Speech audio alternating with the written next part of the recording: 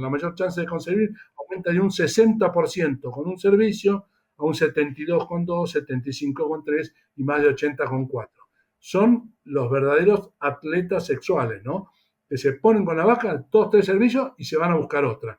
Y por eso el toro de alta y muy alta concentra la preñez en los primeros días de servicio, que eso es clave para un creador, porque el creador a una fecha fija de destete va a tener más kilos de ternero porque nacieron primeros.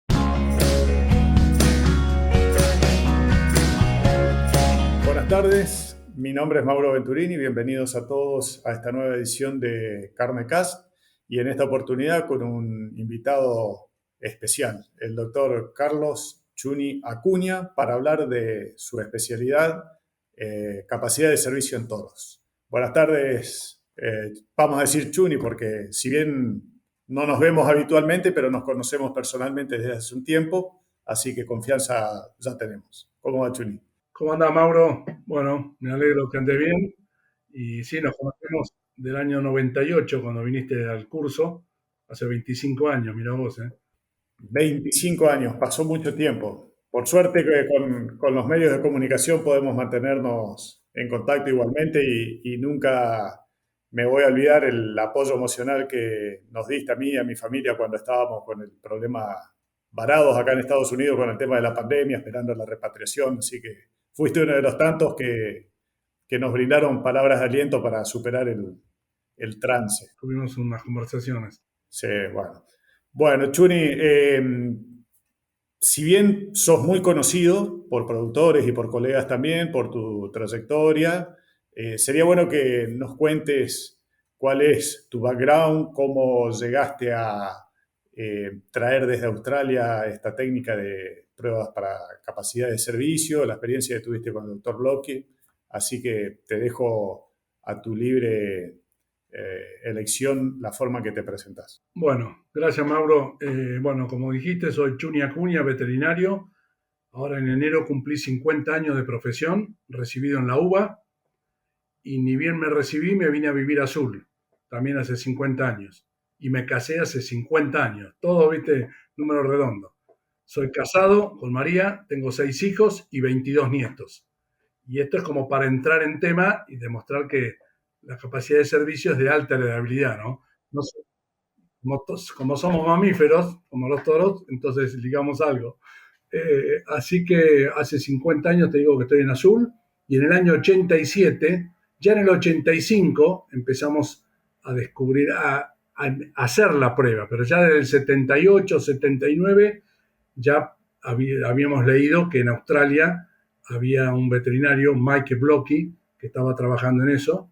Él tiene su PhD del año 75 en la Universidad de Melbourne sobre comportamiento social y sexual de los toros, ¿no? Entonces, yo tengo la limitante del inglés, que ya nos dio bastante trabajo conectarnos, pero gracias a mi gran amigo Alfredo Pellanis, que habla perfecto, y que fue donde empezamos la capacidad de servicio en Argentina, en el campo de él y de su familia, en el año 85. Después, a mí dije, Alfredo, tenemos que ir a conocerlo a Blocky, así que yo solo no puedo ir, así que vos tenés que ser mi apéndice. Y realmente fue así, ¿no? Nos fuimos el 26 de enero del 87 hasta el 5 de marzo de ese año y estuvimos casi 45 días en Australia, que a mí no solamente me cambió la vida profesionalmente, sino me abrió la cabeza de tal manera. Vos imaginate lo que era Argentina en el 87, ¿no?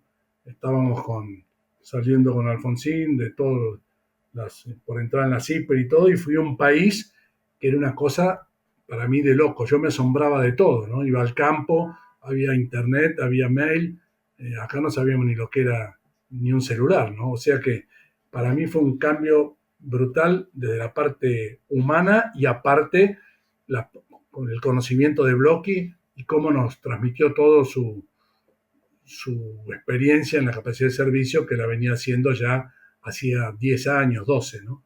Entonces, para mí eso me marcó mucho y bueno, y a partir de ahí empecé a dar charlas y desde el año 91 le doy cursos de examen de fertilidad en toros, al cual vos asististe a uno, y ahora este año terminé el número 45 y han venido hasta ahora 718 veterinarios, ¿no? O sea que por lo menos es en lo que yo soy veterinario a secas, no tengo ningún posgrado ni máster, PhD, nada. Pero, como dice mi amigo Carlos Campero, me lo tendrían que dar en la manga si me dan algún posgrado, porque he revisado toda mi vida toros, he hecho tacto, ya voy por 1.150.000 vacas, cumplí hace poco, y casi 60 y casi 70.000 toros revisados, o sea que, y soy muy numérico, entonces guardo las estadísticas, guardo todos los datos, y bueno, y me he dedicado la vida a eso, ¿no? Prácticamente. Así que estoy muy contento y bueno, y tratando de devolverle a los colegas. Y tengo también una página en internet que es bueno citarla por si a alguno le puede interesar este tema, que es www.chunivet, chuni con i latina y vet de veterinario.com.ar, ¿no?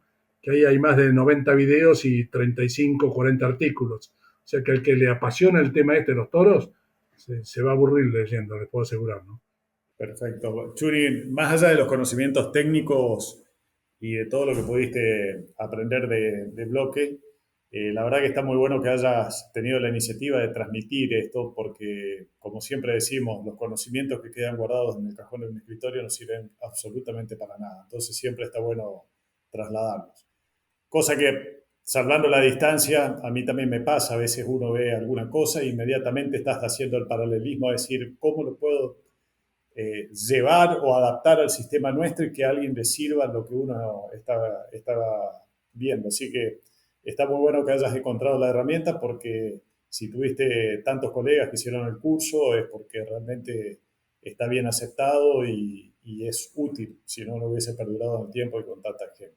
Y eso te interrumpo con dos comentarios cortitos, que yo lo charlé con un amigo mío, un monje trapense, cuando volví de Australia, me habló de la magnanimidad.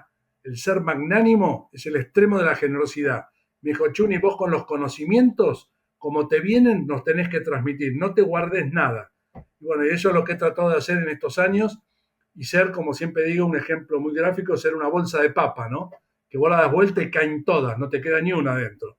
Y no ser una bolsa de harina que vos la das vuelta, la sacudís, cae harina, la sacudís y siempre sigue cayendo harina, ¿no?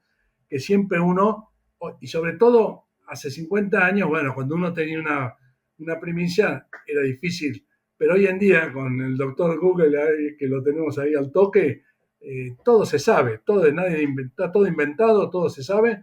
Entonces yo estoy feliz de poder haber transmitido todo, porque siempre te vuelve el ciento por uno, ¿no? Yo muchas veces a colegas le he dicho una cosa y después te devuelven otra cosa, y en los cursos te enriqueces muchísimo, porque vienen de todo el país, de Uruguay, de Brasil, han venido también de Colombia, de España. Entonces son realidades distintas que uno, al ser coloquial, uno se intercambia mucho, ¿no? Qué bueno, qué bueno. Está bueno transmitir eso.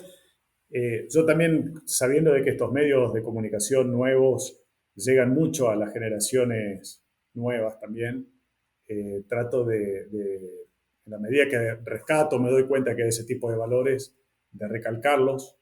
Eh, Pude hablar con colegas nuestros que cuentan los esfuerzos que hicieron para llegar a tener ciertos méritos, y también recalco eso, sobre todo para que las generaciones nuevas entiendan de que vale la pena esforzarse y que el mérito existe. El mérito existe y es el camino que se debe elegir.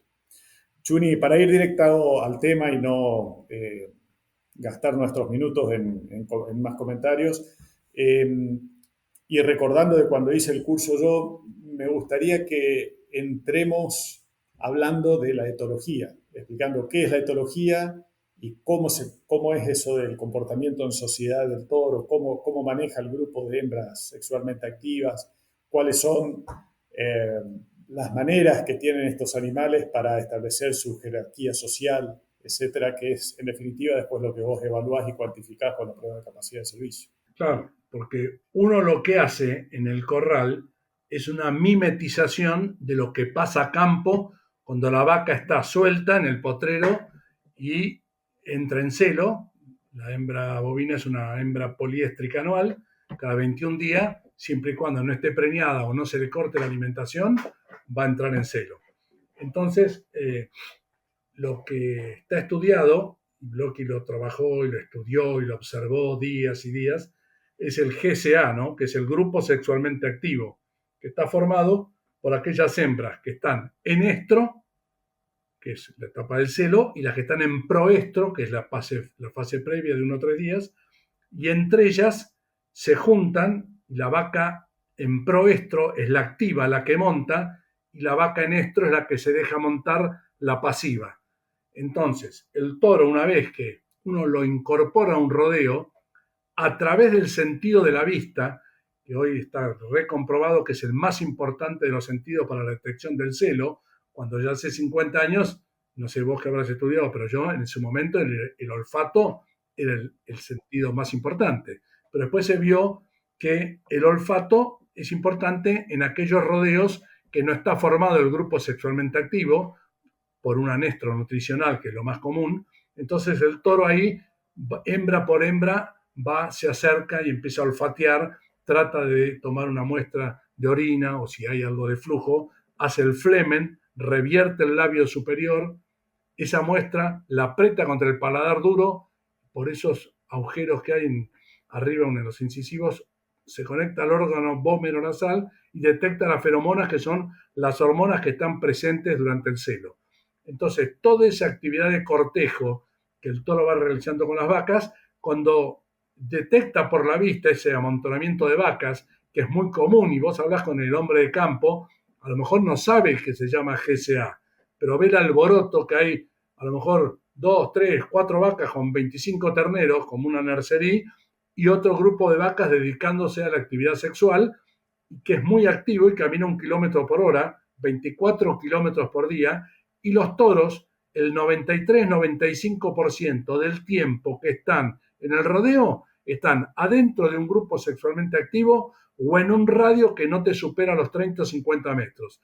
Entonces, hay un mito que te dice que el toro tiene que caminar, todo, nada que ver. Las hembras son las que incitan al toro, lo invitan a participar de este grupo sexualmente activo cuando está formado. Y para que esté formado, la nutrición es la condición sine qua non que debe tener un rodeo. Que la vaca esté, porque para entrar en celo, la vaca necesita gastar energía. Si no tiene comida, ahorra energía. A expensa de la reproducción, cría su ternero, que es lo primero para ella, lo más primordial. Por eso siempre digo que la vaca primero es madre y después es amante, ¿no? Es algo que queda en las charlas que a veces doy a productores, les queda muy grabado. Entonces el toro, una vez que está ahí, realiza la actividad de cortejo, ¿no? Que empiezan, se juntan con las cabezas, se van topando, el toro se dirige por atrás, hace lo que se llama el reflejo de papada, que es clave, que uno lo ve cuando hace la prueba en un brete, que el toro se aproxima de atrás, apoya la papada sobre la vaca, está inmóvil, y como la vaca en el brete no está en celo, porque la pasividad de la hembra es mucho más importante y estimulante que realmente que el celo, el toro en la prueba empieza a montar. Pero acá lo que pasa en el campo, que la vaca se mueve un poco. Entonces el toro va, la corteja y por un mecanismo fisiológico el toro va concentrando el semen para que sea más efectivo el servicio. Y eso es muy común en un centro de inseminación cuando llevan el toro, el torero lo lleva al sucubo, que generalmente es un novillo que está en un brete, no lo lleva de una y lo hace montar y le saca semen con la vagina, ¿no? Sino que hace 2 o 3 montas en falsos para que el toro asemeje todo eso y piense que está en el servicio. Están mimetizando lo que pasa en el servicio y el toro va concentrando el semen. Entonces, una vez que está así, comienza y realiza los servicios. Y los toros de alta, generalmente y de muy alta, tienen la diferencia con los toros de media, que a la vaca la sirven 2, 3 o 4 veces en ese celo, y esa mayor chance de concebir, la mayor chance de concebir aumenta de un 60% con un servicio a un 72,2, 75,3 y más de 80,4. Son los verdaderos atletas sexuales, ¿no? Que se ponen con la vaca, 2, 3 servicios y se van a buscar otra. Y por eso el toro de alta y muy alta concentra la preñez en los primeros días de servicio. Que eso es clave para un creador, porque el creador a una fecha fija de destete va a tener más kilos de ternero porque nacieron primeros. Y está comprobado que por cada ciclo son 15, 16 kilos, 800 gramos por día que puede ganar un ternero al pie de la madre en 20 días. O sea que lo importante no es solamente la cantidad de preñez, sino la calidad de la misma. Lograr una buena cabeza que en 40 a 45 días vos tenés que tener el 90% de la preñez concentrada ahí. Tener muy poco al final. Eso es clave para un criador. Sí, sí, perfecto, Chuni. Hay un concepto que está bastante generalizado, no solo entre los productores, sino también entre los colegas, que se refiere a la influencia que tiene el tamaño del potrero. Eh, ¿Vos crees que con toros de diferente capacidad de servicio eso puede tener aplicabilidad práctica o no tiene nada que ver? Siempre los extremos a veces pueden ser complicados, pero yo como extremo, empecemos por el extremo que hice, porque yo en Australia esa pregunta, ni bien me bajé del avión, con el inglés tipo casi que se la hice a Blocky, que me la entendió, y me dijo que en las peores condiciones de topografía, extensión y demás, nunca usé más del 4%. En las peores, ¿eh? Y en Australia, peores son miles y miles de hectáreas, ¿no? Entonces, yo acá en Argentina quisimos hacer una demostración y en San Rafael, provincia de Mendoza, hicimos un ensayo en un potrero de 7.000 hectáreas. 7.000 hectáreas. Lo repito dos veces porque la gente piensa que puse un cero de más, ¿no? Pusimos 300 vacas, porque ahí la receptividad son más o menos 30 hectáreas por vaca por un tema de agua, no tienen capacidad para dar agua, ¿no? Entonces, 300 vacas con 9 toros, al 3%. Eran toros que habían viajado de la provincia de Buenos Aires, habían llegado hacía 3 días de alta capacidad, bajaron del camión. Otro mito, viste, que el toro tiene que llegar con tiempo al campo para aclimatarse. No, son todos mitos. Yo tengo un artículo que está en mi página, mitos en la cría vacuna, que se me ocurrió un día escribir 10 mitos y cómo desterrarlos, ¿no? A mi manera, viste, se puede compartir o no, pero los puse ahí y dije por qué eso hay que desterrarlo. Entonces, en ese potrero de 7.000 hectáreas, que hoy en día en el Partido Azul no creo que quede un establecimiento de ese tamaño, tuvimos el 90% de preñez. Después, ensayos en potrero de 500 hectáreas, 2.000, 2.500 en Buratovich, con potrero de monte, de algarrobo, tupido, que ni siquiera van a la aguada porque toman agua de canales que no se juntan en la aguada, porque a veces dicen, no, el toro le espera en la aguada. También teníamos al 3,5%, 95, 97, dependiendo de la lluvia. Había años que llovían 700, 800 milímetros, unas preñeces espectaculares, pero en muchas secas de 200 milímetros anuales hemos tenido el 70% de preñez o menos, ¿no? Con los mismos toros, todo igual. Conclusión, la hembra es la que determina por su ciclicidad si el toro la va a preñar. Porque los toros siempre están listos, ¿entendés? Es como los Boy Scouts. Siempre están listos para preñar una vaca que entre en celo. Entonces, el tamaño del potrero es relativo. Muchos, cuando yo hablo así del 2%, 1,5%, pero son en potreros pastoreo intensivo, nada que ver. Totalmente extensivo, a campo, potrero de 200 hectáreas, 250. ¿Por qué? Porque primero les expliqué lo que era el GSA. Entonces, el GSA está presente y son todas las hembras que se juntan cuando están bien alimentadas y el toro va con ellas. No tiene que recorrer las 7, sino ¿cómo me explicás que en 7.000 hectáreas que encima tenían 2 aguadas, porque la vaca no puede casi llegar, no come, no tiene tiempo de volver a la aguada? Entonces, realmente el 90% en esa zona, cuando di una chorra en esa zona, en una charla, nadie bajaba del 6-8% hasta el 14% de toros. Entonces te hablan de cifras siderales que son totalmente contraproducentes porque perjudican, se pelean. El toro es agresivo cuando le falta comida o hay una vaca en celo. Si no, normalmente tiene un comportamiento normal, no está peleándose.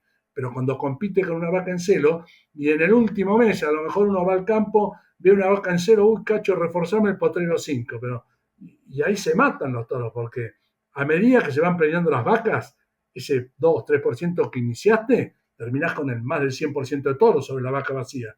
Pero la gente, todas estas cosas que son muy simples y sencillas, se las tenés que explicar con lápiz y papel porque a veces no se dan cuenta. Y él ve que hay 100 vacas con 2 toros y se vuelve loco, pero a lo mejor quedan 5 vacas vacías con 2 toros, están casi en la misma relación. Y bueno, y de eso me he pasado 35 años de que empezamos o 38 años de que hacemos la prueba en el 85 y todavía cuesta y hay que seguir haciendo docencia y por eso siempre les digo a los colegas que salen de los cursos que difundan y difundan porque esto es cuestión de machacar, ¿no? Y sobre todo con lo que la importancia de un toro en un rodeo, que uno tiene que estar convencido que es una inversión, que no es un gasto. Porque no, pero si yo escapo todos los terneros, yo vendo todo el destete. Sí, de acuerdo. No haces ciclo completo, no llevas el novillo a la terminación, a lo mejor una recría. Pero la hembra, que es el 50% de lo que produce el toro, es tus futuras madres. Entonces, si compras un novillo con testículos, como a veces digo, subestimando a lo que debe ser un toro, no tiene ningún sentido, porque lo importante es invertir, no irte a un extremo de ir a comprar un toro a Palermo para un rodeo general, eso es otra, son dos carreras diferentes. Pero un buen toro con buenos datos, un toro puro controlado en Angus o puro registrado en Hereford, se compran bien y no tenés que ir a pijotear con el precio del toro, porque si después lo distribuís en la cantidad de terneros que te producen en 3 4 años que te van a durar o más, no tiene ningún sentido estar pensando, mirá, me pagué 10.000 pesos más. No, pero bueno, es todo un trabajo de muchos años y no es tan fácil. Sí, sí, hay que ser constante y perseverante para poder revertir tal vez a veces conceptos que se terminan transformando en dogmas, entonces cuesta mucho revertirlos. Vuelvo un poquito hacia atrás, Chuni, cuando hablabas de cómo se manejan socialmente los toros, de que tratan de mantenerse lo más cerca posible de los grupos sexualmente activos, de ser eficientes, en hacer 4 o 5 servicios a una vaca en celo y después ir a buscar otras vacas. ¿Ese comportamiento es un comportamiento de aprendizaje o dicho de otra manera, los toros jóvenes necesitan empezar a experimentar y enriquecerse con experiencia para llegar a ser eficientes de esa manera? Buena pregunta. Antes de hacer la prueba de capacidad de servicio, década del 70, cuando yo me recibí en el 73, poner hasta el 83, 84, a veces vendíamos toros vírgenes y por ahí usted sabe, doctor, los toros los echamos, pero están ahí, no pasa nada. Y siempre decíamos lo mismo, quédese tranquilo, que en 2 o 3 días, bueno, empezaban a actuar y después las experiencias eran buenas. Ahora con la prueba lo que vemos que el toro virgen entra al potrero y ya es como que igual ellos saben lo que tienen que hacer, pero ya salen ya de entrada nomás, ¿no? Nadie te llama a decirte que por 2 o 3 días los ve a los toros medios apartados de las vacas. Ya salen con esa consigna y vos en pocos minutos, porque la prueba se ha cortado. Pensá que yo cuando fui a Australia duraba 40 minutos, era una eternidad, y las vacas en los bretes no la pasaban tan a gusto. Por eso, con todo el movimiento que hay de bienestar animal, que ya Blocky lo tenía en esa época, acá en Argentina no, en esa época no existía, pero hoy en día sí, la prueba la hacemos ultra corta, lo que yo llamo, porque yo en estos casi 30 o 40 mil toros que probé en capacidad de servicio, por suerte iba anotando y anotando y mirando, y yo veía que siempre en los primeros minutos es como que se definía el partido, ¿viste? Es como cuando entra River, a los 2 minutos te hace un gol, ya sabes que vas al muere. Pero bueno, perdóname por... No, eso lo discutimos off the record, no te hagas problema. Entonces, de entrada del toro se juega su clasificación. Entonces, antes lo teníamos 40 minutos y había toros que servían 10, 12 veces. ¿Para qué? Que la pobre vaca se ligue 12 servicios. Hoy en día, un toro adulto entra, si sirve antes de los 3 minutos, lo sacás, es de muy alto. O sea, la vaca está ahí, casi ni se entera de que está en el brete, porque está muy pocos minutos, no sé, te digo minutos, media hora, depende de la cantidad de toros, ¿no? O sea que la vaca tratamos de que esté lo menos posible y generalmente en los toros, en los rodeos de cría, lo hacemos con vaca parida cabeza en julio, vamos en agosto, septiembre a hacer la prueba, elegimos esa vaca por tema sanitario que tiene su ternero vivo al pie y la hacemos con esas vacas. Así que es todo mucho más sencillo, mucho más fácil y en un ratito, y te asegurás las patologías de pene, ¿no? Que es lo más importante en ver en un toro adulto, que clínicamente una desviación en espiral, ventral, en arcoíris, te las comes todas, porque con el toro, con el pene dentro del prepucio, a lo sumo lo palpás, si hay un hematoma de pene, te das cuenta y lo tocas. Pero después, una pequeña, en un toro virgen, un pequeño papiloma en la punta del glande, te lo comes totalmente. Entonces, todo esto permite que vos tengas los toros en perfectas condiciones y por eso que es importante revisarlos todos los años y hacer la prueba todos los años porque cada año el toro tiene la posibilidad de ser apto o rechazo. No es que ya es apto el toro, listo, nunca más. No, no sabés lo que pasa en 3 meses que están en servicio. Por eso es muy importante también los recorredores, es clave, ¿no? Yo tengo ahí en mi página un decálogo para los recorredores que siempre en algunos campos, en octubre, el día que vamos a hacer el último raspaje antes de echar el servicio, lo charlamos con la gente en la manga y les explicamos lo importante de lo que tienen que ver, ¿no? Que observar es mirar con atención, porque uno puede entrar a un potrero y yo a veces me entro con el dueño, uy, ve una perdiz volando o ve el alambrado, y yo le miro el pene y los testículos y lo hago caminar al toro. Si está bien, camina bien, no tiene inflamado el pene y se lo ve normal, si puedo, a lo mejor les pido que vean algún servicio, pero tampoco se pasen de rosca y estén todo el día mirando a ver si el toro sirve. Ya si el toro está aprobado, no vas a tener problema. Entonces, es solamente mirar los puntos que no afloje, la identificación. Perdóname que voy así saltando, ¿no? Pero es clave identificar bien a los toros desde que entra a tu establecimiento hasta que se muere o se va de rechazo, saber el toro de qué cabaña es, cuántos años me dura, cuándo, cómo los voy a distribuir en el servicio. Tal toro con tal otro, rodeo del potrero del fondo, fueron tal. Entonces, cuando pasan en el tacto, que el ideal es que pasen de acuerdo a cómo fueron al servicio, vos sabés que estas 150 vacas tienen estos 3 toros que si falla ese rodeo, bueno, estos 3 toros pueden ser los responsables. Entonces, los tenés bien identificados, a fuego, con tatuaje o con caravana. Ahora estamos usando mucho la identificación electrónica, es un gran avance y una gran ayuda para nosotros, pero siempre con el fuego, porque el paisano en el campo no va a andar con el bastón. Entonces, necesitas algo para tenerlo en la manga que sea práctico y rápido.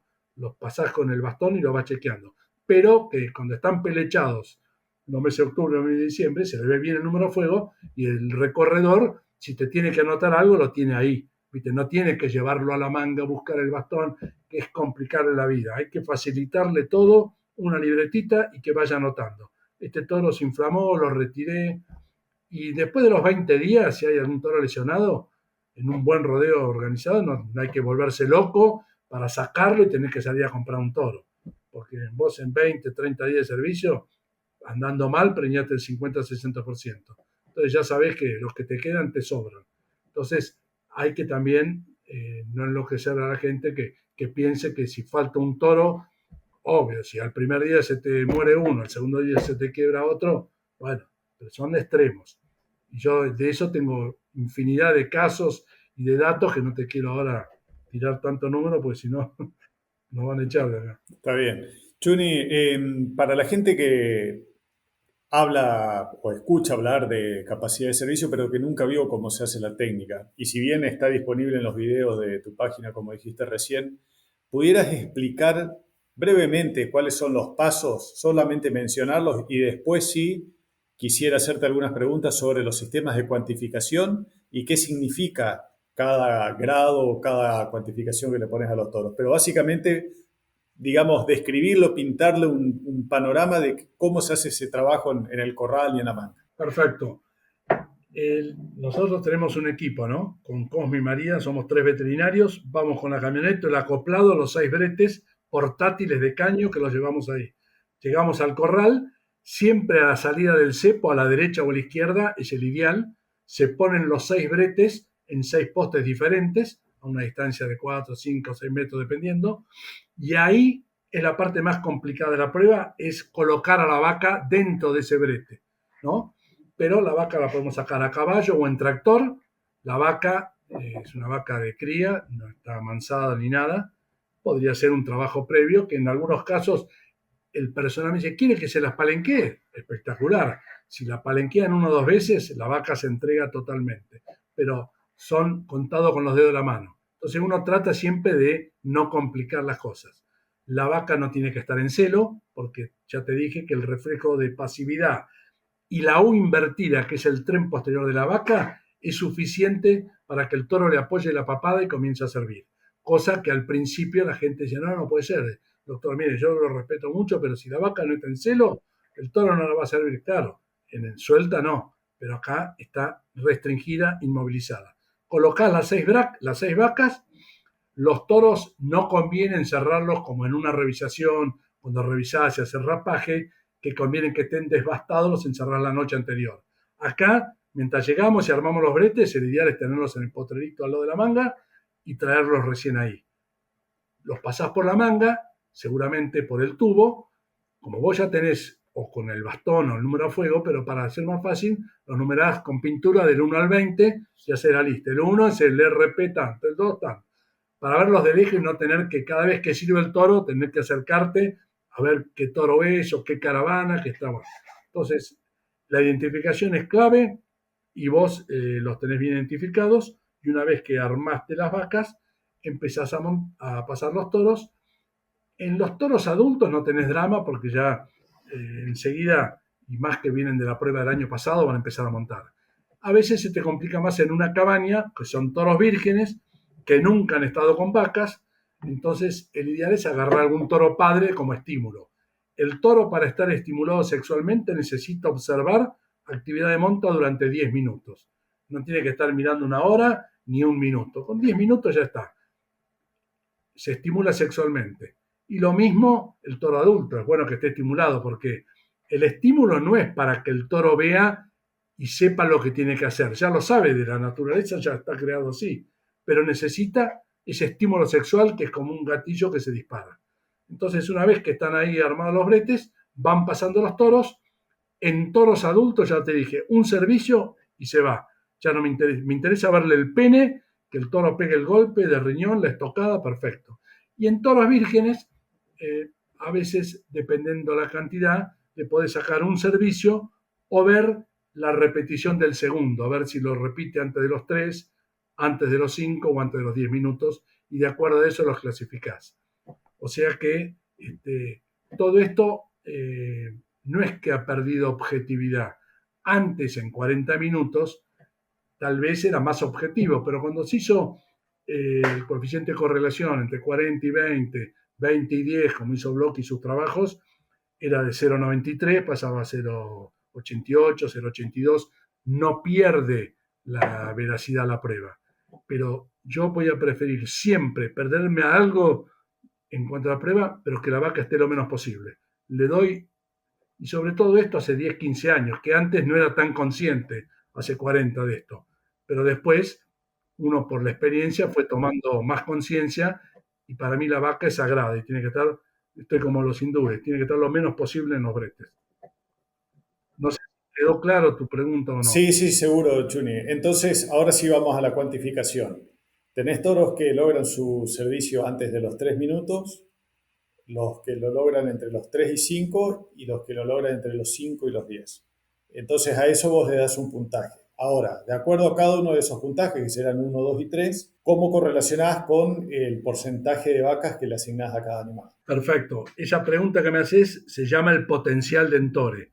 El potencial de Entore significa qué cantidad de vacas ciclando, porque ojo, cuando yo te digo que este toro tiene un potencial de 65 vacas, son 65 vacas que vos le echás y en 21 días van a presentar celo. Un modelo teórico imposible que se dé en la práctica, ¿no? Porque podría ser en vaquillonas, pero a veces también es difícil. Entonces, cuando vos sabés que el potencial de Entore de un toro de muy alta, el mínimo son 65 vacas y puede llegar hasta 80. Un toro de alta, el potencial de Entore son 50, 55 y un toro de media, 40, 45. De todas maneras, un toro de media, que a veces, che, pero ¿por qué lo llamás media? Y bueno, medium, serving capacity medium es lo que decía Blocky, entonces nunca le quise cambiar el nombre, porque pareciera que fuera medio toro, y es todo lo contrario. Es un toro que está capacitado para usarse con 40 o 45 vacas, que es el 2,5 o 2,25% de toros. Pero la diferencia que va a tener con los otros, que te va a premiar 60, 65% en los primeros 21 días contra los de alta o muy alta. Y hoy en día, como ya venimos en muchos campos hace muchos años haciendo la prueba, ya prácticamente los toros de media los dejamos de suplente o no los usamos.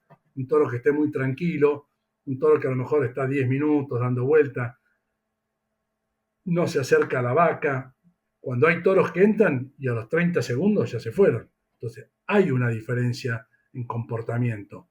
Blocky demostró cuando hacía los servicios de 21 días que había toros que servían 220 veces en 21 días contra toros que servían 2 o 3. ¿Te das cuenta? O sea que hay una diferencia importante entre un toro y otro. Entonces, lo difícil es, o lo más complicado es, en poquitos minutos darte cuenta de eso.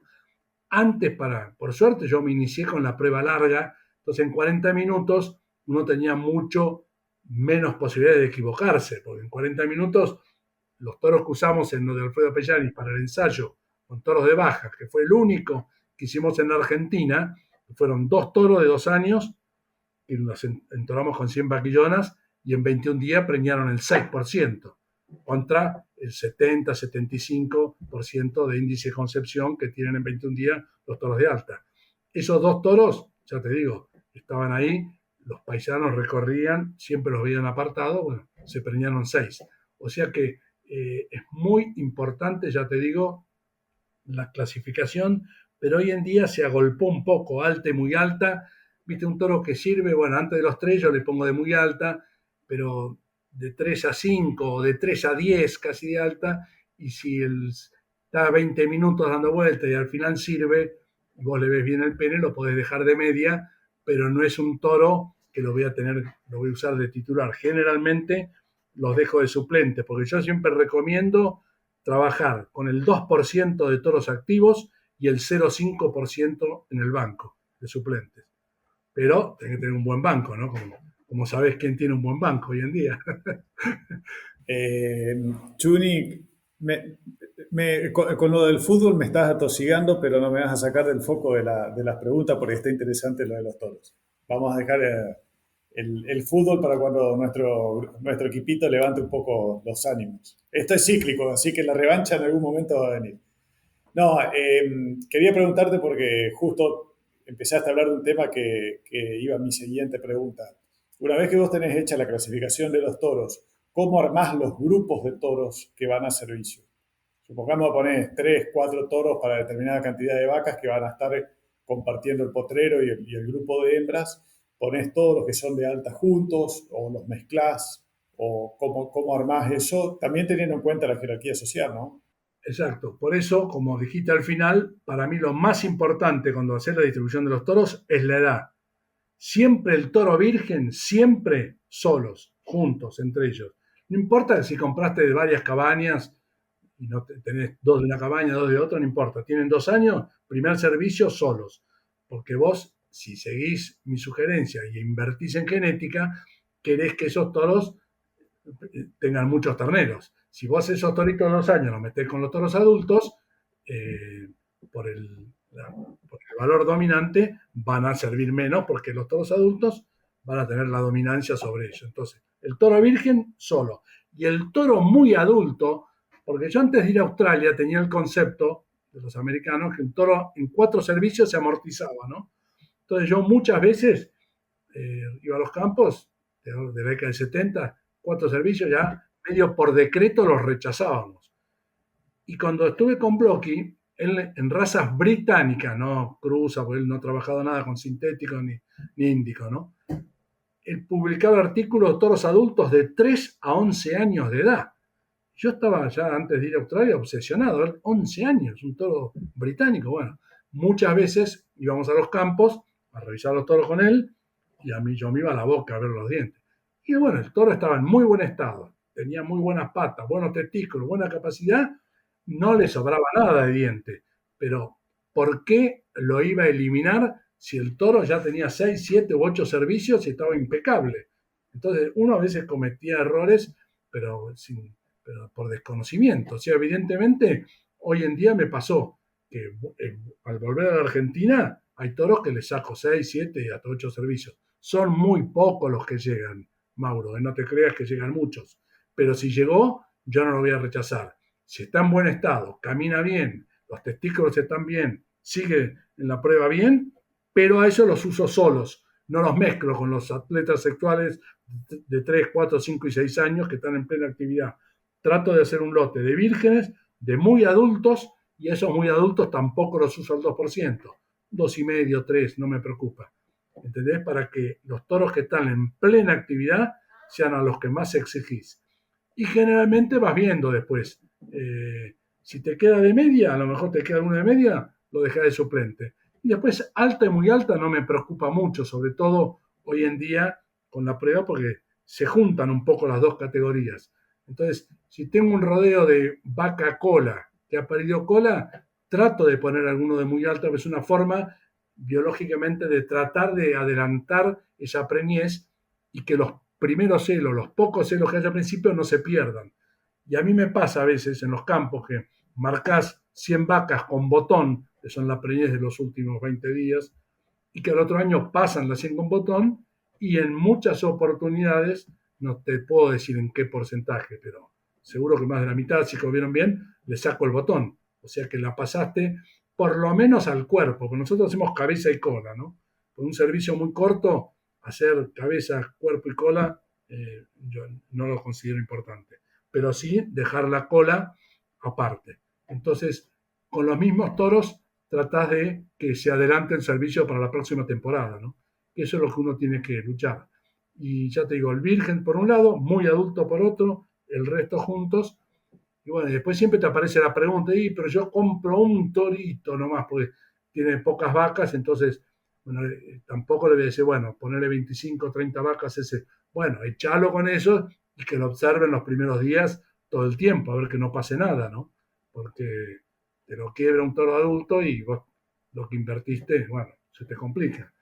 Pero siempre uno maneja rodeos de más cantidad, entonces, ya te digo, con el 2% estamos recubiertos y la gente te puedo asegurar que en general, a lo mejor te aparece alguno que usa el 3, pero vos vas a la planilla y si tiene 1.000 vacas tiene 30 toros y tiene 45, pero es como, no, claro, siempre el por si acaso, ¿viste? El por si tiene 15 toros, que es mucho capital, que los tiene ahí parados por las dudas, dando vueltas por el campo. Hay que ser mucho más eficiente, ¿no? O sea, usar los toros que necesitas y no que yo uso el 2 no, porque después se me rompe. Y siempre los argumentos son los mismos, no es que cada cliente me sale con una cosa distinta. Todos unifican en el miedo, ¿viste? No, y el toro, y que si le pasa algo, y bueno. La gente que confía y sigue al pie de la raya, les va muy bien. Yo tengo muchos clientes que usan, y en algunos campos hemos hecho ensayos en el mismo campo al 4% y al 2%, lo mismo, con las mismas vacas, los mismos toros, y hemos preñado lo mismo. O sea que ahí se terminó de convencer una vez un cliente nuestro, porque los rodeos del 4 preñaban igual que los del 2. O sea que, evidentemente, la cosa no va por la cantidad. Sí, está claro el concepto. Chuni, trato de ser eficiente en la utilización de tu tiempo. Tenía dos preguntas finales, pero me vas a tener que perdonar. Esto está muy interesante y tengo tres preguntas ahora. Así que la primera que te quiero hacer es si hay datos de alguna correlación con la capacidad de servicio, que de alguna manera estamos hablando de libido y vigor, con fertilidad y su correlación con libido y fertilidad en las hembras, en las hijas de esos toros también. Antes de eso, te contesto otra cosa que no me la preguntaste, pero para que la gente sepa, ¿no? Entre capacidad de servicio y circunferencia escrotal no hay absolutamente ninguna correlación. Yo he tenido toros de 2 años de rechazo que medían 25 centímetros, huevito de paloma, los echaba en la prueba y servían como loco.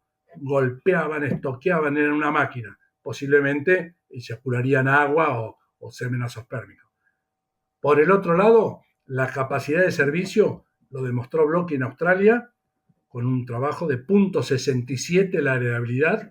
Nosotros acá en la Argentina, con 2 ingenieros zootecnistas, Rodríguez y Martínez, de la Universidad de Loma de Zamora, en el año 93, con datos que le pasé yo y otros veterinarios, toritos de 2 años, 1.126 toritos de 26 padres diferentes, hicieron un trabajo que está publicado en la revista Terios, está en mi página de internet, que muchos genetistas yo he discutido y ni lo conocían. No te digo que un trabajo publicado en la India a lo mejor no lo tengan. Un trabajo en la Argentina no tenían la menor idea que estos estaban como locos, pues .53 en un rasgo así, estaban pero fascinados. Una serie de fórmulas que yo no entiendo un pomo de nada, pero está todo publicado, es de .53 en el macho. En la hembra, ya cuando fuimos a Australia, Blocky estaba pensando en algo y después nos comentó que en una cabaña, que hacía del año 70 y pico que le hacía la prueba, había aumentado mucho el rango de capacidad de servicio cuando empezó a usar toros de alta. Y después, a los años, 7, no me acuerdo cuántos años, vio que hubo otro escalón de aumento y su teoría era que más del 50% de las madres de ese rodeo eran hijas de toros de alta capacidad de servicio. Y para él, las hijas de toros de alta tienen los celos más largos y más profundos. Y esa mayor duración del celo de esa hembra le da más chance de quedar preñada porque el toro la sirve varias veces. Esto yo no lo tengo comprobado acá en la Argentina, lo de las hembras.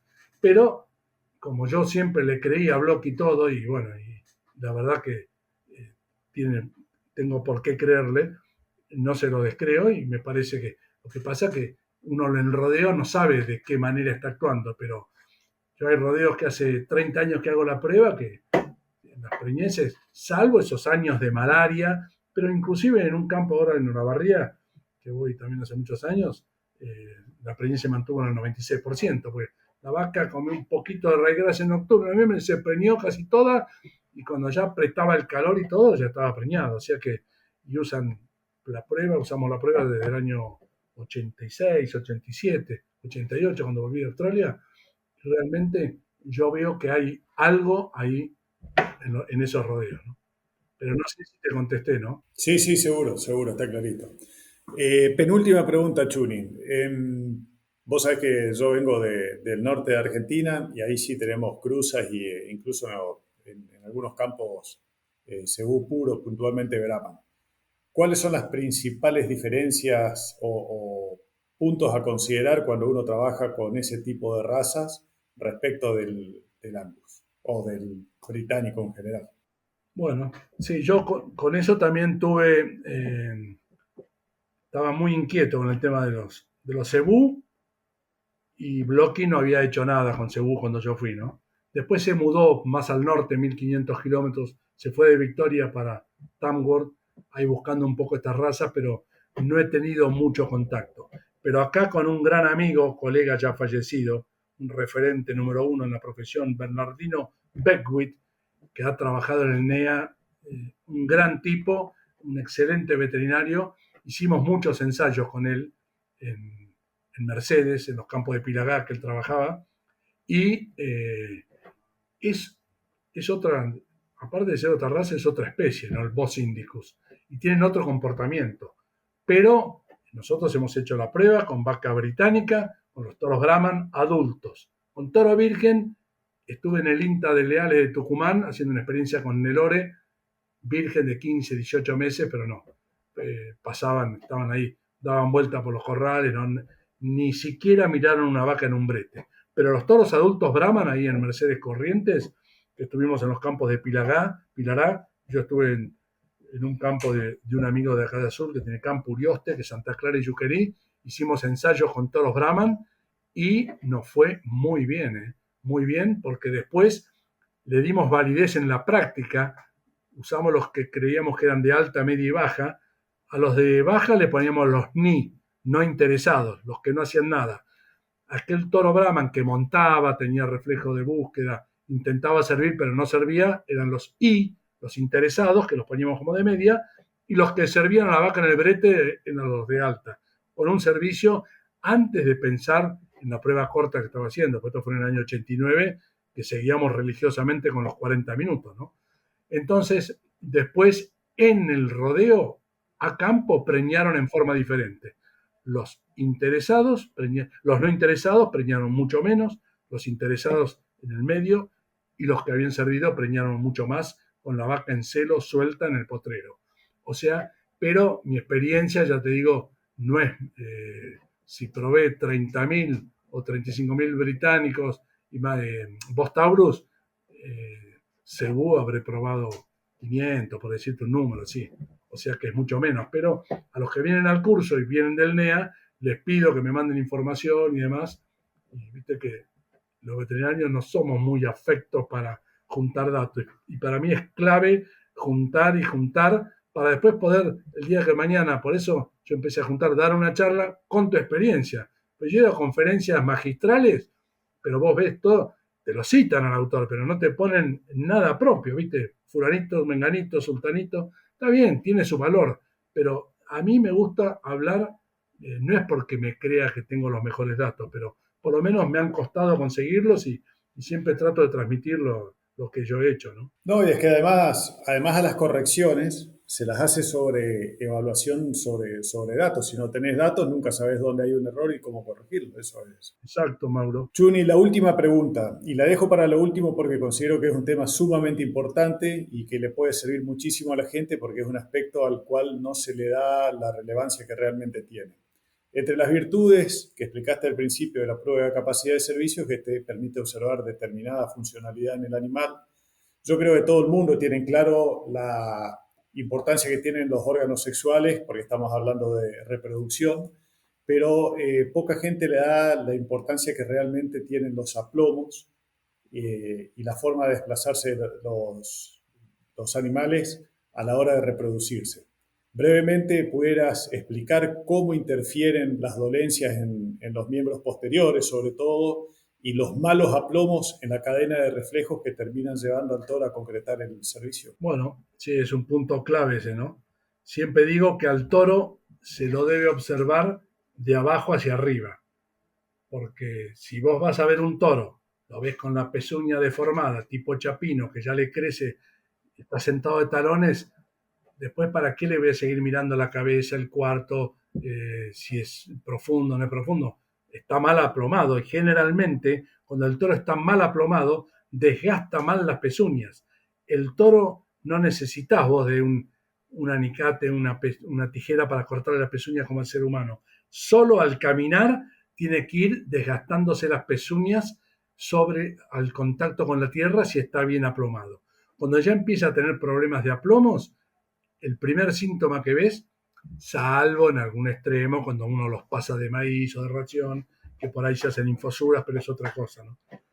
Pero ya te digo, es muy importante que el toro tenga un buen ángulo de garrón, porque el toro cuando salta, pega el golpe de riñón, sus pezuñas las despeja 10, 15 hasta 20 centímetros del piso y los 700 kilos o 650, lo que sea, caen después del servicio sobre un garrón que si está bien angulado, se las banca bien. Si es parado de garrones, te puedo asegurar que es como subirte a una mesita a 1 metro y tirarte al piso vos en punta de pie. Capaz que te tirás una vez y quedás ahí desparramado. Cambio, si caes flexionado y estás en buen estado, vas a poder algunas veces tirarte. O sea que es muy importante en un toro y que a veces, yo reconozco que en la prueba esta ultra corta, hemos perdido un poquito la posibilidad de detectar, como antiguamente nos pasaba, un dolor en la columna o un dolor medio oscuro que después de saltar 40 minutos podía aparecer.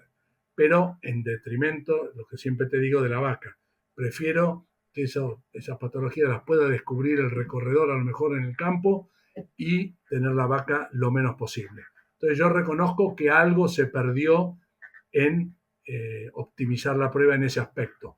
Pero prefiero todo lo que hemos ganado por otro lado. Entonces, los aplomos son fundamentales. Y por eso siempre, como decía un profesor mío, la primera sin tocar, ¿no? Cuando yo voy a un campo a revisar los toros, antes de llevarlo a la manga, al cepo y a la casilla, los hago caminar atrás, me meto entre los toros y los veo caminar sueltos, libres y que caminen. Después los vas a ver en la prueba, pero a lo mejor hay un toro que apenas puede caminar, y a lo mejor lo metes en la casilla y no le alcanzaste a ver la pezuña porque hay barro y te lo podés comer. En cambio, todas esas cosas groseras las detectás antes de que el toro pase por el huevo y el tubo. Bueno, no sé si me fui mucho por las No, ramas. no, no, está perfecto, está perfecto. Insisto, dejé la pregunta esta para lo último porque considero que es un aspecto que hay que seguir insistiendo y puliendo, porque muchas veces no se le da la importancia que tiene, más considerando que el servicio del toro se da por una cadena de reflejos y cualquier cosa que distraiga al toro y con más razón una dolencia corta esa cadena de reflejos. Y además el toro tiene memoria, si logró un servicio pero terminó con un dolor inmenso, para el próximo servicio es como que se va a resistir o va a tratar de evitar el dolor. Entonces son cosas que uno se da cuenta que la gente en general a la hora de elegir un animal no le da la importancia que debería darle. Cree que es más un aspecto, digamos, de apreciación visual o de belleza más que funcional. Por eso quería dejarlo para el último. Juni, estuvimos hablando casi una hora, esto es muy interesante, hay un montón de otras preguntas, pero por razones de tiempo tendríamos que dejarlo para un segundo episodio y además está también para eso la página web de la que hablaste para que la gente interesada pueda consultarlo. Así que si querés repetir cuál es la página, podés hacerlo ahora. La página es www.chunivet, Chuni como se escribe, con I latina, y vet de veterinario, chunivet.com.ar. Esa es mi página. Bueno, perfecto. Chuni, un gustazo haber compartido. Muchísimas gracias por tu tiempo y seguramente vamos a tener un segundo episodio cuando Boca esté en la punta y ahí voy a tener la revancha de la gastada yo. Pero ya voy a estar jubilado yo. No, no, no, no, no es tan así, no es tan así. Muchas gracias. Muchísimas gracias a vos. Muy buenas las preguntas. Muchas gracias. Bueno, gracias Chuni. Hasta la próxima. Un abrazo grande. Hasta luego.